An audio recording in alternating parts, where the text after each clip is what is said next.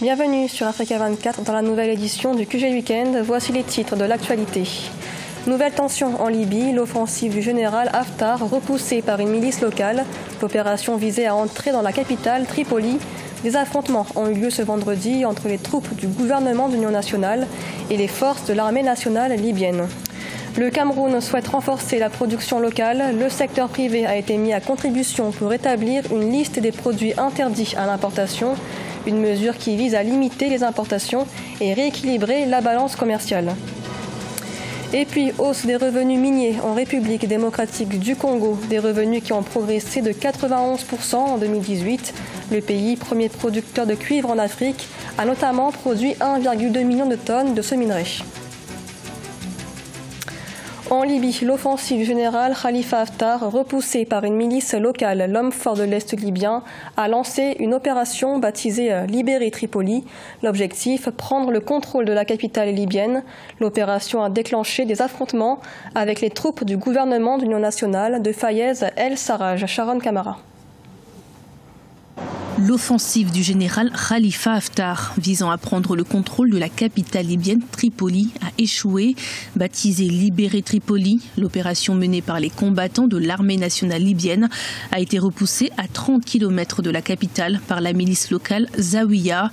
La force de protection de Tripoli, une coalition de milices de la capitale, a aussi affirmé s'être opposée au projet de l'ANL et avoir combattu contre les soldats du général Haftar. Ce n'est pas une décision qui peut porter long feu, mais c'est tout juste une position, une décision qui est née d'une volonté de savoir jusqu'où je peux aller avec une force dans le pays. Chacun se retrouve sur une portion de terre et qui se dit bon, je peux faire ça, et il tente le coup. Du côté de la communauté internationale, le Conseil de sécurité de l'ONU réfléchit à un plan d'action. Plusieurs grandes puissances, dont la France et les États-Unis, ont appelé toutes les parties à faire baisser immédiatement la tension. On n'a pas vu une détermination active vraiment et qui soit sous-tendue par des moyens d'abord logistiques, par des moyens financiers, par quelques moyens que ce soit même politiques, comme volonté de la communauté internationale à vouloir aujourd'hui ramener la Libye sous un régime qui puisse être démocratique. Pour rappel, l'offensive du général Haftar intervient quelques jours avant la conférence nationale pour la réconciliation, prévue le 14 avril en Libye. La rencontre vise à apaiser les tensions et surtout à trouver un accord en vue de la tenue des élections dans le pays. Au Mali, plus de 10 000 personnes ont manifesté ce 5 avril à Bamako, une manifestation à l'appel des leaders religieux et politiques du pays. Les revendications concernaient principalement la gouvernance sécuritaire au centre et au nord du pays. Reportage de notre correspondant Mokhtar Bari.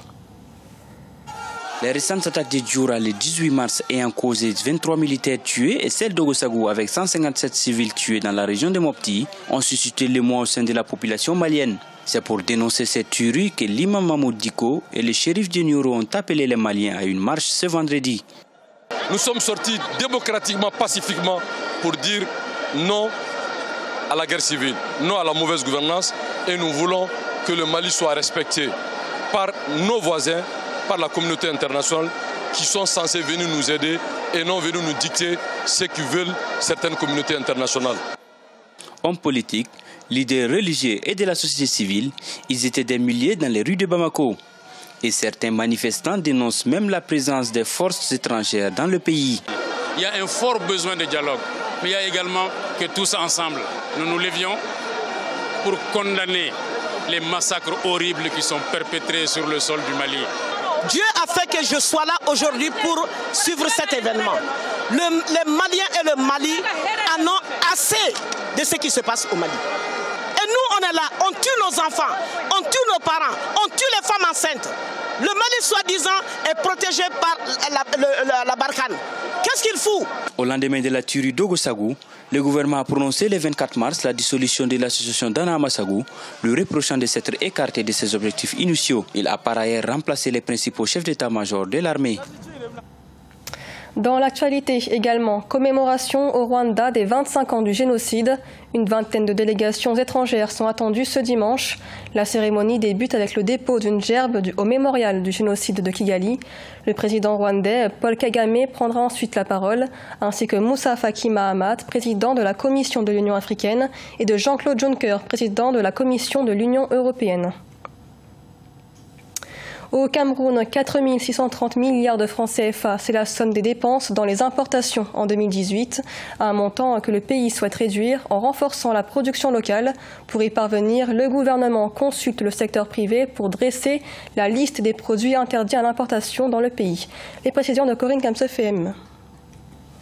Le Cameroun prévoit d'interdire plusieurs produits d'importation. Pour ce faire, le ministère du Commerce est actuellement en concertation avec le secteur privé à travers le groupement interpatronal pour dresser la liste de ces produits. Cette mesure vise prioritairement à booster et protéger l'industrie locale. Selon les experts, le secteur agroalimentaire pourrait être le plus touché au regard des potentialités locales de la filière.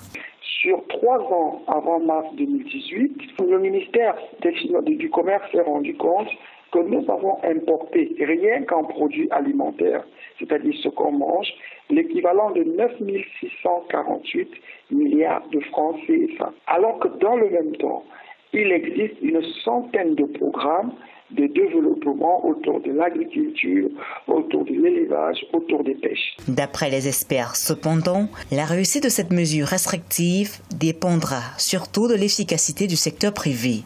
Or, pour l'heure, de nombreuses contraintes ralentissent l'essor d'une véritable économie soutenue par une productivité conséquente. Du fait qu'on a un secteur privé qui est un tout petit peu faible, on a une administration qui n'est pas extrêmement pertinente en termes d'incitation de marché. Si vous voulez lancer un outil de production et que vous devez passer par des procédures totalement insensées, personne n'a envie de perdre du temps et de l'argent. Pour accompagner cette mesure, le gouvernement camerounais annonce la mise en place au ministère des Finances d'instruments fiscaux appropriés pour favoriser la production locale et freiner les importations non indispensables.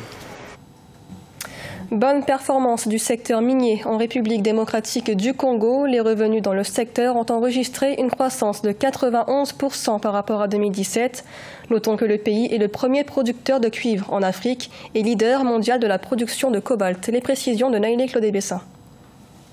Les recettes enregistrées par le secteur minier de la République démocratique du Congo en 2018 traduisent le dynamisme que connaît ce secteur depuis janvier 2018. Le gouvernement congolais a perçu un montant de 1,57 milliard de dollars généré par ce secteur d'activité, soit une croissance de 91% par rapport aux revenus enregistrés en 2017. Déjà, les productions de cuivre, cobalt et or étaient respectivement estimées à 597 249 tonnes, 52 491 tonnes et 17 948 tonnes au premier semestre 2018.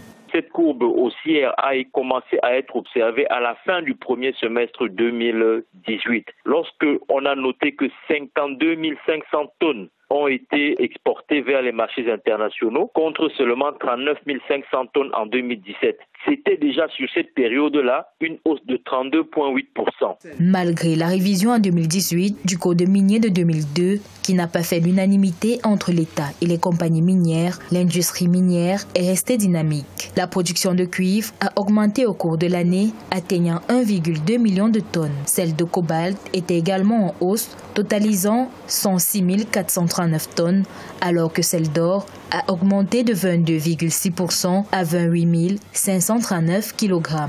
Le nouveau code minier est venu augmenter les taxes et impôts qui ont été collectés sur le secteur minier. Et je pense qu'il y a là un effet positif que l'on doit au nouveau code minier congolais. Premier producteur de cuivre en Afrique, la République démocratique du Congo est également leader mondial de la production de cobalt, une matière première stratégique pour l'industrie automobile.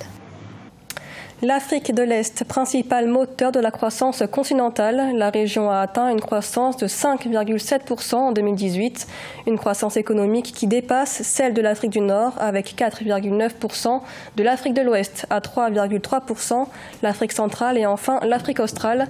Une croissance rapide de la région Afrique de l'Est liée, selon la BAD, à l'accélération de l'industrialisation et les nombreux projets d'infrastructures. Ce journal a été réalisé par l'ensemble de la rédaction. Merci de l'avoir suivi. L'actualité continue sur Africa 24.